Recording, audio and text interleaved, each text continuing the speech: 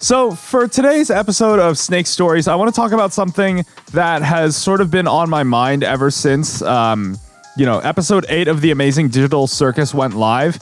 And we are now in a point where I am still eagerly and impatiently awaiting episode 9. I do really want to see episodes 8 and 9 in theaters, especially because I missed the opportunity to see Iron Lung, and I'm still waiting for Iron Lung to come to streaming services. I've got a lot going on, so I can't really pay too much attention to everything that's going on, but last I checked, Iron Lung coming to streaming is still being worked on. So this is the next big thing in indie entertainment to hit theaters. I believe my local theater will be showing it. It's just a matter of how the theater experience will be, if it's worth seeing the premiere of episode 9 2 weeks early. Because I have heard some mixed things about the experience of going to theaters in general lately, primarily regarding Iron Lung, but given that we are working with another great work of indie animation here, it's not out of the question to have those same problems come up, so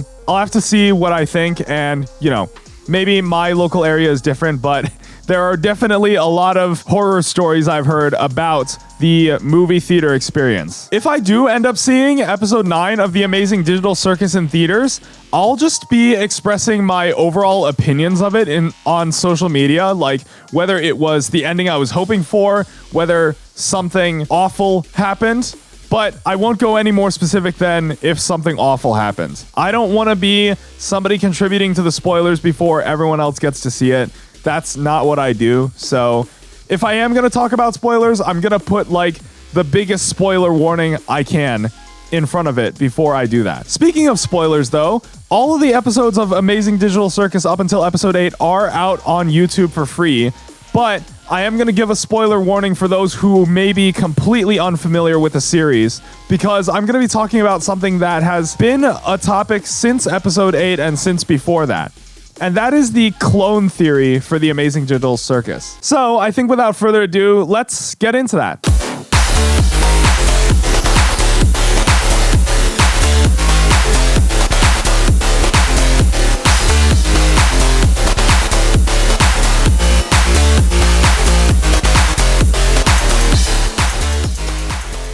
Somebody once describes the clone theory as the only theory for The Amazing Digital Circus that makes sense. And after some of the story beats that we heard in episode 8, I'm inclined to agree with that. Basically, what the clone theory states is that, you know how Kane in his office talked about the player's mind files and how he was working with them? Well, basically, the way I imagine those mind files were created was somebody puts the headset on and they are sort of transported into the circus and their mind files get created. We're going to use Pomni as the example here because she was the one who entered the circus at the very beginning of episode 1 and all that. So I'm going to call Pomni, obviously, and I'm going to call Pomni in real life Lizzie after her voice actor. And this distinction is going to be very important. So what I imagine happens is in real life, Lizzie puts on the headset, and then the headset scans her brain,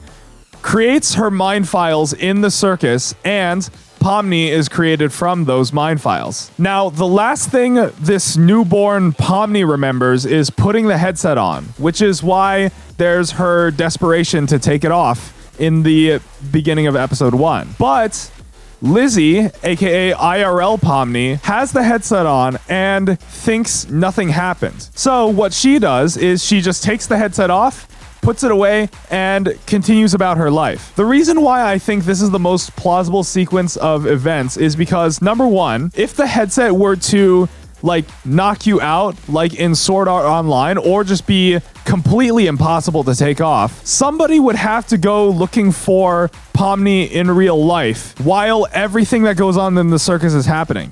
There is no way there hasn't been some sort of missing persons event or something like that. And especially with how long Kinger has been in the circus, I find it impossible that nobody has found him in all of that time that he's been there and somehow pulled him out of the virtual world. And this gets further backed up by what was shown in episode 8 when Ragatha first entered the circus. When Ragatha first entered the circus, she also reported putting on the headset and she immediately turned and said, like, guys, hello?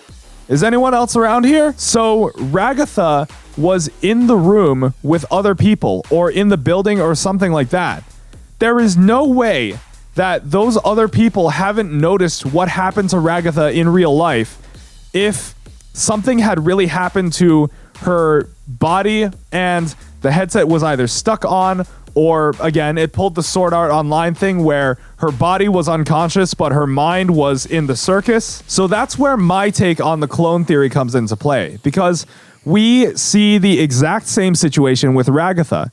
She put on the headset, and when her mind files were created and her character was created from those mind files, the last thing she remembered was being surrounded by people or having people in the same building when she put this weird headset on. So that means Ragatha in the circus is a completely separate entity from Ragatha in real life. Technically, she shares some basic parts of her conscience with her real life self, but they are two distinct beings, and Ragatha in real life, again, probably put the headset on, her mind files were created, but from the outside, through the perspective of the headset, it looks like nothing happened.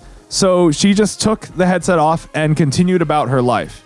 We don't know what any of the characters are doing in real life right now, and I think that's also a big part of it. But I gotta say, like, a lot of the mind files that get created in the circus are pretty thorough if this is actually the case. If Jax's conscience was copied and loaded into the circus to the point that he remembered something about being in a car in the suburbs, and there's a lot of speculation around that as well. Some people are thinking that he was trying to run away from something, or other people are thinking that he killed someone and committed vehicular manslaughter.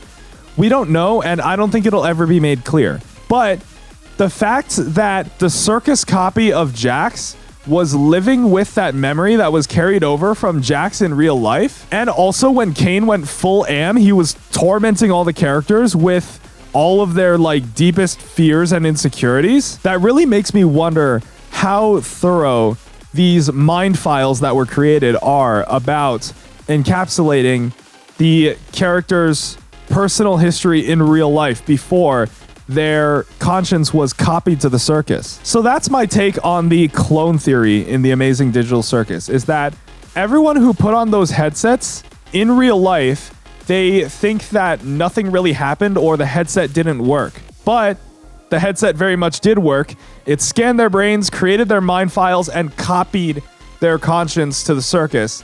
And that copy lives in complete isolation, completely disconnected from the real world, while each character in the real world goes about and lives a completely different life. And actually, that idea of living a completely different life brings me to the topic of abstraction as well. And given everything I've said about my take on the clone theory, I think abstraction is a combination of two things as for why it happens the way it does. Number one, I think abstraction is the product of somebody who goes completely insane. Ragatha talks about this in episode 1, about chasing an unobtainable goal and continuing to chase it until there's pretty much nothing left and you just reach your breaking point. Now, to a normal human, that breaking point is something made manifest in a way that is difficult for me to articulate at this moment. But what I mean to say is that when a person in real life reaches that breaking point, their body still has that sort of constitution to it. You know, their body is still their body, whatever is happening to their mind. So by that logic, if the circus were doing something like that, then that should be the same case. And abstraction should not be a thing that happens. It should just be somebody who has like completely lost it. Kaufmo should have still been recognizable as himself, but of course he would just be like constantly rambling about trying to find an exit.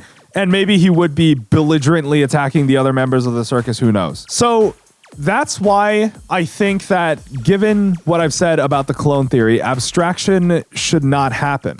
So why does it? I think the reason why abstraction happens is that when somebody reaches that mental breaking point of theirs, the circus then becomes just unable to reconcile their mental state in a way that keeps the character's body intact. And there's some symbolism in there, obviously, about like losing your sense of self and whatnot, but I'm talking more at like the physical computational level within what that computer is doing that is running the circus and that has Kane overseeing everything. So I think abstraction is the result of the system, whatever that system may be, being no longer able to reconcile, comprehend, and process what is going on in the character's mind, and their model and their rigging and whatnot basically just breaks down. This does get a little bit complicated by the fact that when Queenie abstracted, Kinger did still seem to be recognizable to her, and, you know, there's that scene in the in Mildenhall Manor where Kinger talks about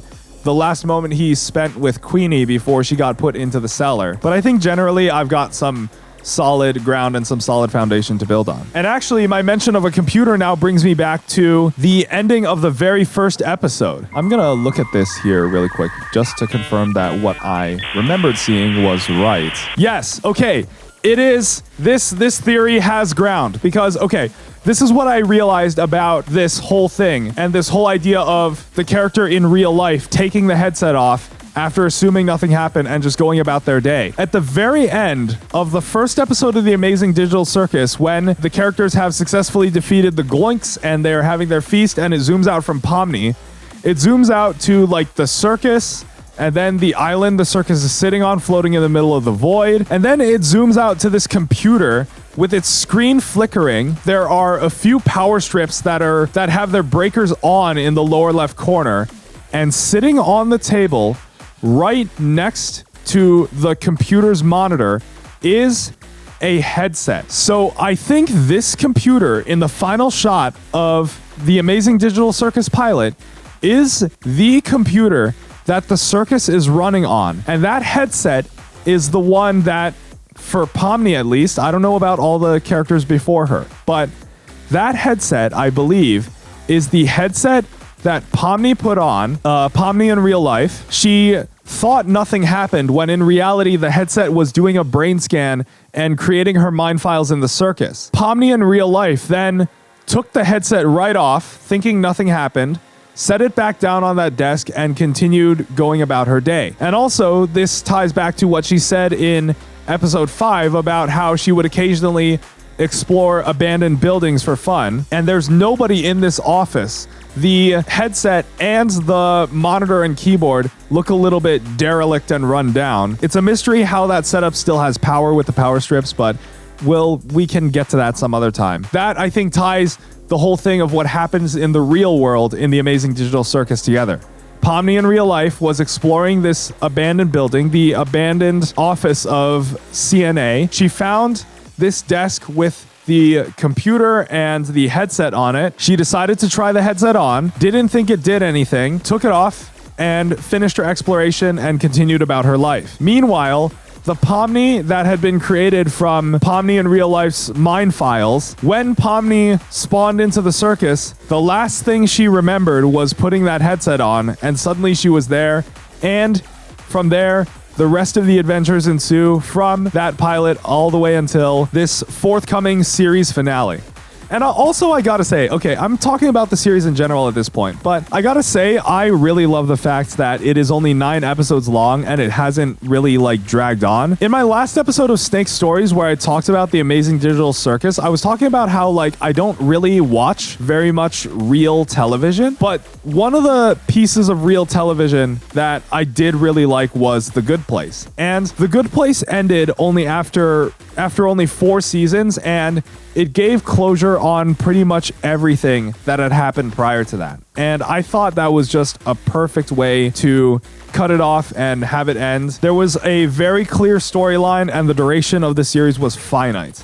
I love that the Amazing Digital Circus is doing this the same way, because again, it's not like all these other running series that just go on for fucking ever, like The Simpsons or Seinfeld or I don't know, Family Guy, something like that. Those are just some of the biggest names I can name. If those shows are still good, then hats off to them. But they've been going on for a very long time and they're still going, so I had to point them out. But yeah, I am extremely curious about where episode 9 will go from here, whether I'm able to see it in theaters or if I have to resort to watching it on streaming. I put out a poll on my channel asking if the characters will, after having deleted Kane, will they try to make a better Kane? Because I could see that being a possibility given the fact that the circus began to destabilize without Kane. And the responses I got back on that poll were basically, some people said yes, more people said no, but the most people, by a wide margin, picked the third option, which was basically, I don't know.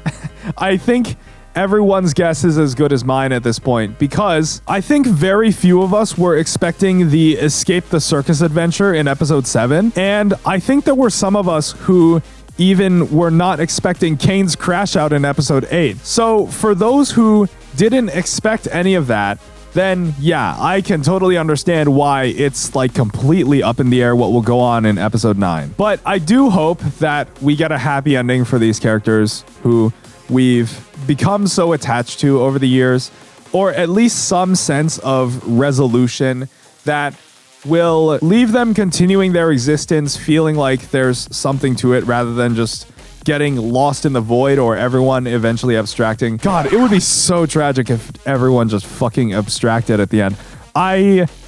Would I hate that? I don't know. I mean, it's if they figure out how to make it compelling, I won't be so upset. But yeah, I hope the characters are able to find a happy ending, whether it's through creating a better Kane or not.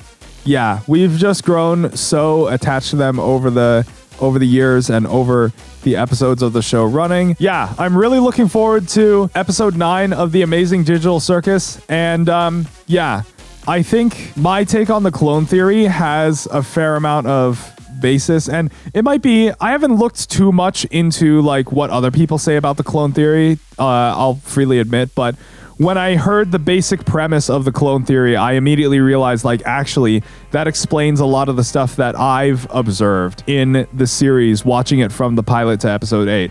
Especially that ending shot with the desk and the computer monitor and the headset sitting right next to it. In the ending shot of the pilot, there is no person in that room, and the headset is just right there sitting on the desk. I think that, to me, is the strongest evidence for the idea that Pomni in real life put the headset on, thought nothing happened, took it off, put it down, and continued about her life. So yeah, that's my take on the clone theory for The Amazing Digital Circus, as well as just some overall thoughts on episode 9 when it comes up. I wanted to make this an episode of Snake Stories and not a video, mainly because I wasn't sure how to script a video about my take on the clone theory. So I just wanted to go off the cuff and ramble about it, which is really what this podcast is for. But I'm curious to hear your thoughts, so let me know. If you've been liking the background music, that is available on Stability Music. A link will be in the description,